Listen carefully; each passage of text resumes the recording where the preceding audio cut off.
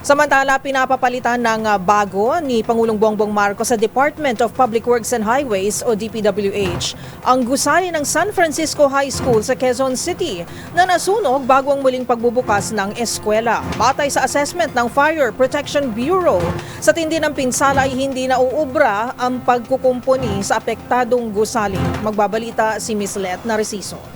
Binisita ni Pangulong Ferdinand Marcos Jr. ang San Francisco High School sa Barangay Santo Cristo sa Quezon City. Kasama ang mga opisyal ng Bureau of Fire Protection, si Quezon City Mayor Joy Belmonte at Education Secretary Sunny Angara, personal na nag-inspeksyon ang Pangulo sa nasunog na gusali ng paaralan.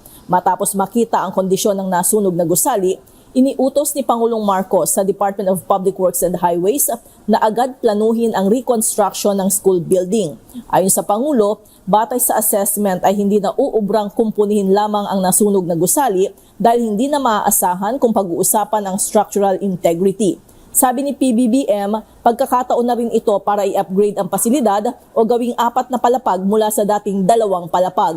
In the meantime, Public Works has already been, of course, I've already instructed the Public Works, the Department of Public Works and Highways. Tignan nila and what will it take, how soon can we rebuild it. Ang plano yata, ito 2 stories, gagawin 4 stories, tapos mga ibang facilities na kailangan. So, in a way, it's an opportunity for us to upgrade the building. Tiniyak rin ng Pangulo na papalitan ang nasirang mga gamit, lalo na ang teaching materials.